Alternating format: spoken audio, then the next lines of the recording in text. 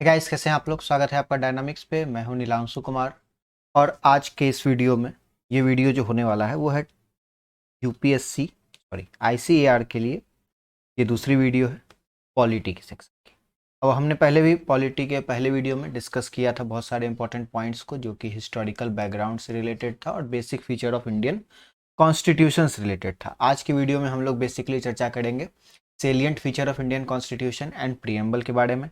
और अगर आप डिस्कशन ग्रुप ज्वाइन करना चाहते हैं तो ASRB सर्च करें टेलीग्राम पे, कैपिटल AO और डिस्कशन। और हमारा टेलीग्राम चैनल का मेन जो चैनल है उसकी लिंक आपको मिल जाएगी डिस्क्रिप्शन।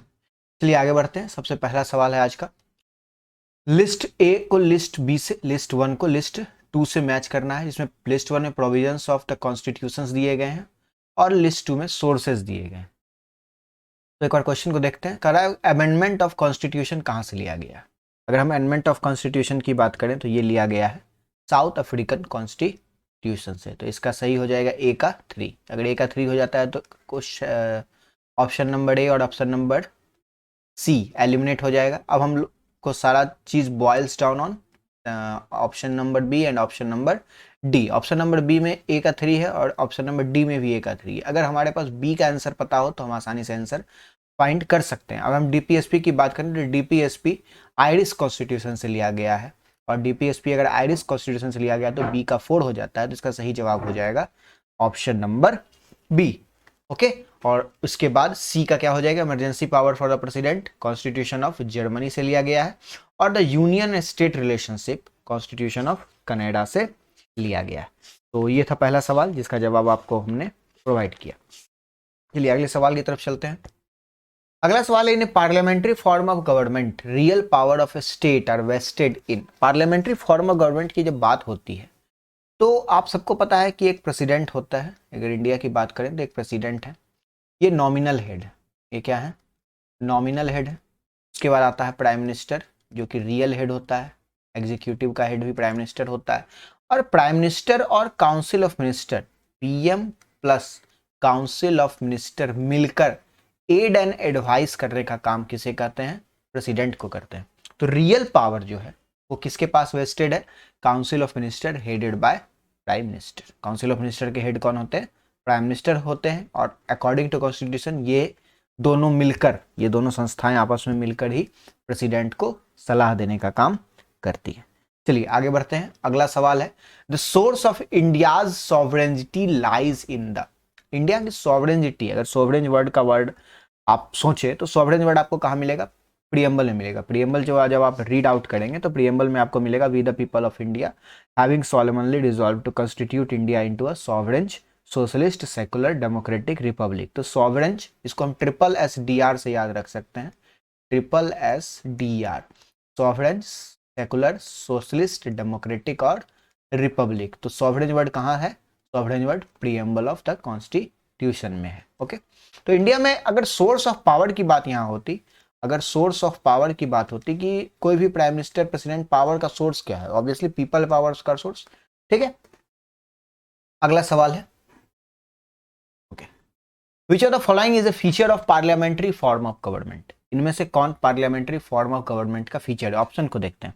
पहला ऑप्शन कह रहा है कि executive is responsible to judiciary. क्या कभी आपने सुना है कि प्राइम मिनिस्टर रिस्पॉन्सिबल है जुडिशियरी के लिए, बिल्कुल नहीं। Judiciary is responsible to executive, ऐसा भी नहीं है। इंडिया में जुडिशियरी इंडिपेंडेंट है। Legislature is responsible to executive, क्या कभी देखा है कि पार्लियामेंट प्राइम मिनिस्टर के हिसाब से चल रही हो, नहीं, ऐसा नहीं होता है। तो इसका सही जवाब हो गया executive is responsible to the legislature. मतलब कोई भी एक्शन, यहाँ कहने का बात है, कोई भी एक्शन जो प्राइम मिनिस्टर और काउंसिल ऑफ मिनिस्टर लेता है या स्टेट में चीफ मिनिस्टर और काउंसिल ऑफ मिनिस्टर लेते हैं, वो रिस्पॉन्सिबल है। मतलब उसको, उनको जवाब देना होता है। कहाँ जवाब देना होता है, पार्लियामेंट में या स्टेट लेजिस्लेचर में जवाब देना होता है। इसीलिए पार्लियामेंट्री फॉर्म ऑफ गवर्नमेंट जो है वो executive is responsible to the legislature. अगला सवाल है, the constitution of India is design to work as a unitary government. Constitution of India design है यूनिटरी गवर्नमेंट कब। अब इसे इंडिया का सिस्टम जो फेडरल सिस्टम, उसको क्वासी फेडरल भी कहते हैं, बट इसे फेडरल सिस्टम से समझते हैं। इंडिया का नॉर्मली फेडरल सिस्टम है, स्टेट अपना काम करती है और सेंटर अपना काम करती है। लेकिन जब इमरजेंसी का टाइम आता है, जब देश में इमरजेंसी का टाइम आता है, तो सेंटर और स्टेट मिलकर क्या हो जाता है, एक यूनिटरी गवर्नमेंट हो जाता है। तो इसका सही जवाब होगा in the time of emergency. Okay, ऐसा नहीं हो सकता कि नॉर्मल टाइम में हो। नॉर्मल टाइम में तो फेडरल होता है, जो हमने बताया। When the parliament so Dzire, तो पार्लियामेंट की मर्जी के हिसाब से हो, ऐसा कुछ नहीं है। जब इमरजेंसी आएगी तभी पार्लियामेंट अपनी मर्जी चला पाएगी। 1976 की कहानी अब रिपीट नहीं हो सकती है।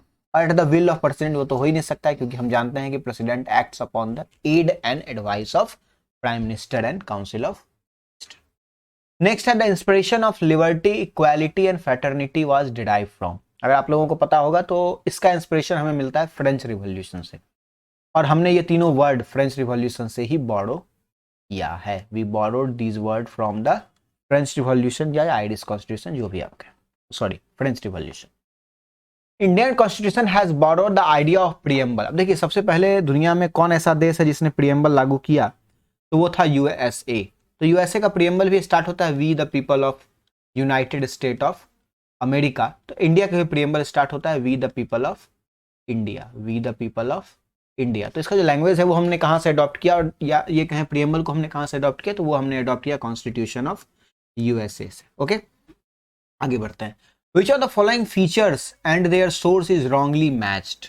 अब हम पहले नीचे से देखते हैं, फंडामेंटल राइट कहाँ से लिया है हमने, यूएस कॉन्स्टिट्यूशन, बिल्कुल सही। डायरेक्टिव प्रिंसिपल आयरिश कॉन्स्टिट्यूशन से लिया गया है।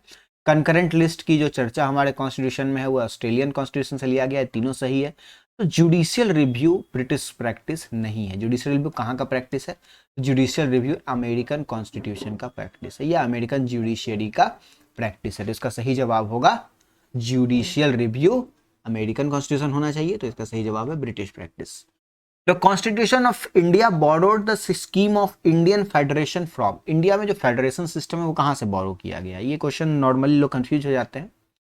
यूएसए में है फेडरेशन, बट इंडिया का जो फेडरेशन है वो आपको पता है क्वासी फेडरल है। तो ये हमने बोरो किया है कनाडा से। ये हमने कहाँ से बोरो किया है, कनाडा से। क्वासी फेडरल का मतलब है कि जब जरूरत होती है तो ये एक यूनिटरी गवर्नमेंट बन जाता है। और बहुत समय नॉर्मल सिचुएशन में भी बहुत बार ऐसा होता है कि कुछ ऐसी सिचुएशन आ जाती है जब सेंटर ज़्यादा पावरफुल हो जाता है स्टेट से। अभी कोरोना के समय जो फर्स्ट वेव आई थी तो वहाँ आपने देखा था कि सेंटर जो था वो ज़्यादा पावरफुल हो गया था स्टेट के रिस्पेक्ट में।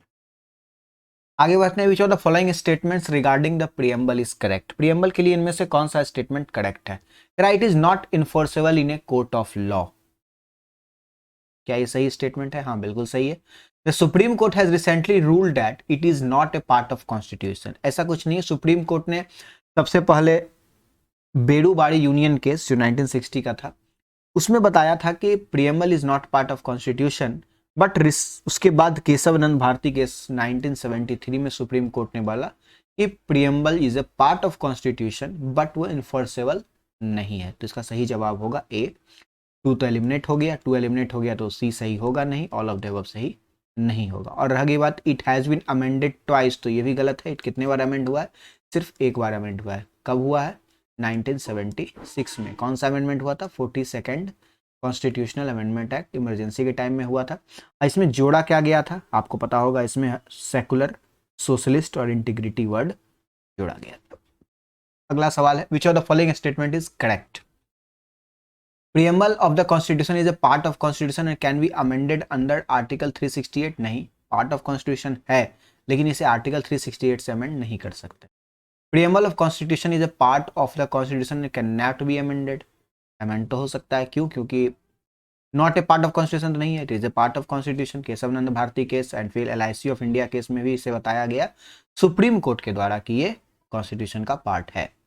तीसरा स्टेटमेंट कहता है preamble is the part of basic feature of constitution, okay, and can be amended only if no change in the basic structure is made. तो ये है सही जवाब। मतलब आप प्रीएम्बल को बदल सकते हैं, लेकिन आप प्रीएम्बल का जो नेचर है, इसलिए प्रीएम्बल का नेचर कहता है कि इंडिया एक सेकुलर स्टेट है, तो आप उसे बदल नहीं सकते, आप उसे बदल नहीं सकते हैं।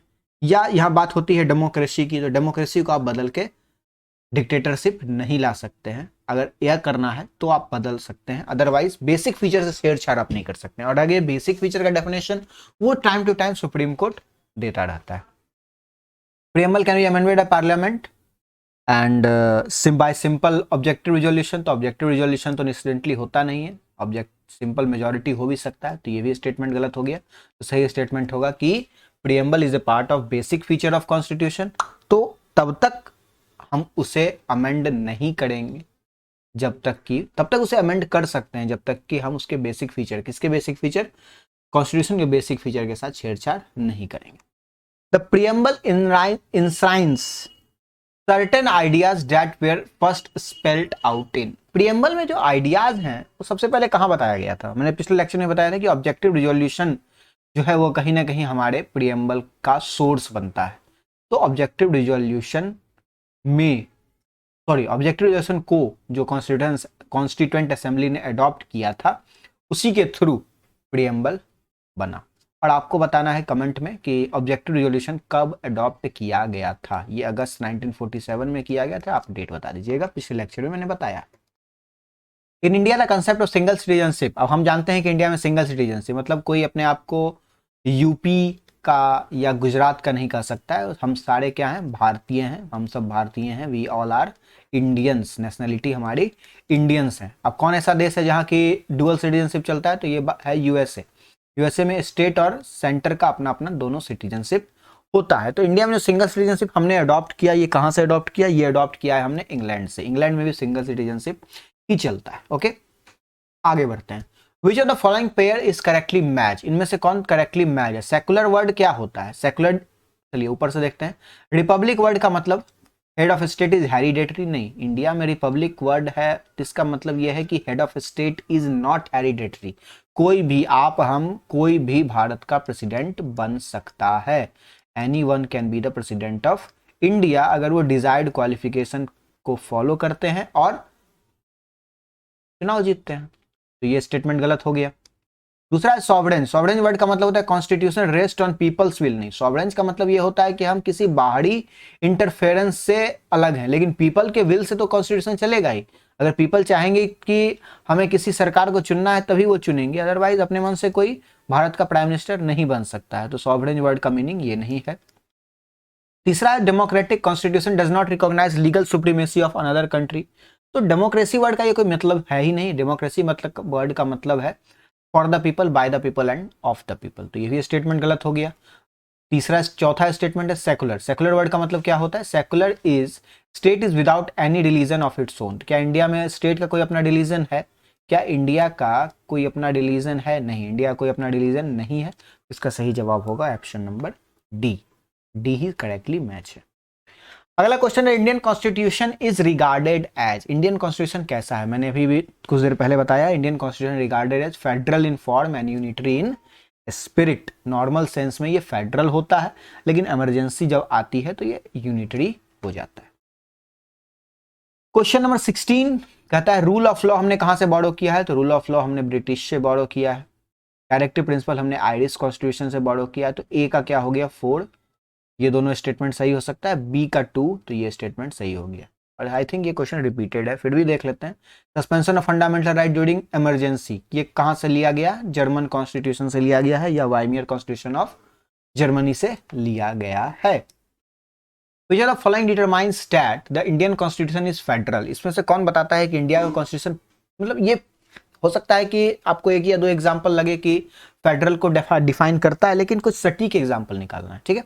तो रिटेन एंड रिजिड कॉन्स्टिट्यूशन सही है। ये आंसर सही है कि written and rigid constitution determine that some constitution is federal but India is not that type of federal. तो ये स्टेटमेंट गलत हो जाएगा। इंडिपेंडेंट जुडिशियरी भी बताता है कि फेडरल है, बट ये भी स्टेटमेंट यहाँ सही नहीं आ रहा है। क्यों नहीं आ रहा है बताता हूँ। Wasting of residuary power in centre, ये तो यूनिटरी स्पिरिट हो गया। Distribution of power between centre and state, देखिए जब भी कोई फेडरल स्टेट तभी एग्जिस्ट कर पाएगा जब उसमें सेंटर और स्टेट का पावर क्लियरली डिफाइंड होगा। इंडिया में भी सेंटर और स्टेट का पावर शेड्यूल 7 में क्लियरली डिफाइंड है। इसी को बेस लेकर हम कह सकते हैं कि इंडिया एक फेडरल स्टेट है। तो इसका सही आंसर होगा डी, ठीक। The constitution of India is Republican. India constitution Republic क्यों है? मैंने पहले भी बताया इंडिया कॉन्स्टिट्यूशन रिपब्लिक इसीलिए है क्योंकि यहां कोई भी भारत का राष्ट्रपति बन सकता है। इसके अलावा कोई भी जो गवर्नमेंट पोस्ट है ना, कोई भी गवर्नमेंट पोस्ट हो, आइदर प्राइम मिनिस्टर का पोस्ट हो या एमपी का पोस्ट हो या डीएम का पोस्ट हो या एक ग्रुप डी के कर्मचारी का पोस्ट हो, ये सारे पोस्ट सबके लिए ओपन है, कोई भी अपनी योग्यता के हिसाब से यहां पहुंच सकता है। That is the meaning of republican form in India. तो इसका आंसर होगा as no hereditary element. Okay, इसका सही जवाब है कि इंडिया में रिपब्लिक का मतलब है कि इंडिया में कोई हेरिडेटरी सिस्टम नहीं होगा। The part of constitution that reflects the mind and idea of framer, मतलब कौन सा कॉन्स्टिट्यूशन का पार्ट है जो हमें बताता है कि हमारे कॉन्स्टिट्यूशन मेकर्स के दिमाग में क्या चल रहा था। डीपीएसपी नहीं, फंडामेंटल राइट नहीं, सिटीजनशिप नहीं। प्रियम्बल जो है ना वो एक ऐसा, अब जब प्रियम्बल पढ़ेंगे, we the people of India having solemnly resolved to constitute India a sovereign secular democratic republic and to secure all its citizen justice economic and political liberty of thought expression belief faith and worship. तो जब आप preamble को पढ़ेंगे तो आपको पता चल जाता है कि हमारे कॉन्स्टिट्यूशन में चीजें क्या क्या आपको कहां कहां मिलेंगी। जैसे लाइक की बात होती है liberty of thought expression belief की, तो ये कैसे मिलता है? फंडामेंटल राइट से मिलता है। दूसरी बात होती है justice, social economic and political justice की बात, वो डायरेक्टिव प्रिंसिपल से होती है। ठीक है, तो ये सारी चीजें हैं जो हमें कहां से सोर्स मिलता है? प्रियम्बल से। मतलब हमारे कॉन्स्टिट्यूशन मेकर का दिमाग अगर हमको कुछ लाइन में पता करना हो तो हम प्रियम्बल से पता कर सकते हैं। अगला सवाल है, which of the following describe India as a secular state? इनमें से कौन इंडिया को सेकुलर स्टेट बताता है? अगर आप प्रियम्बल पढ़ेंगे तो आपको उसमें सेकुलर वर्ड मिलेगा। मैंने बताया SSDR, SSDR में sovereign secular socialist democratic republic. तो ये सेकुलर वर्ड है, यही कहां मिलता है? हमें प्रियम्बल ऑफ द कॉन्स्टिट्यूशन में मिलता है। Question number 21, which of the following features does the Indian constitution borrow for Weimar constitution of Germany? अब ये इंपॉर्टेंट है और हमने पहले भी देखा है। Provision concerning the suspension of fundamental right, fundamental right को सस्पेंड करना ड्यूरिंग इमरजेंसी। जब भी इमरजेंसी आएगा तो फंडामेंटल राइट को सस्पेंड कर दिया जाएगा। ये प्रोविजन हमने जर्मनी के वाइमर कॉन्स्टिट्यूशन से लिया था। विच of the following is not a part of preamble of the constitution? हमने बताया प्रियम्बल में क्या है? SSDR है, तो सॉवरेन है, सेकुलर है, डेमोक्रेटिक है, रिपब्लिक है, लेकिन फेडरलिज्म कॉन्स्टिट्यूशन का पार्ट नहीं है, सॉरी प्रियम्बल का पार्ट नहीं है। फेडरल है हम लोग, लेकिन फेडरलिज्म वर्ड कॉन्स्टिट्यूशन का पार्ट नहीं है। अब लास्ट क्वेश्चन है आज का, the word socialist, secular and unity and integrity of nation कब ऐड किया गया था? अभी हमने डिस्कस किया था, ये ऐड किया गया था 42nd कॉन्स्टिट्यूशनल अमेंडमेंट एक्ट 1976 के बाद। ओके, 6 में ऐड किया गया था। तो आज का ये लास्ट सवाल है। अगर आपने वीडियो यहाँ तक देखा तो ऑब्वियसली आपको वीडियो पसंद आया होगा, तो एक लाइक जरूर कर दें और कमेंट में जरूर बताएं कि आपको वीडियो कैसा लगा। चैनल सब्सक्राइब नहीं किया है तो चैनल को सब्सक्राइब करना ना भूलें। धन्यवाद।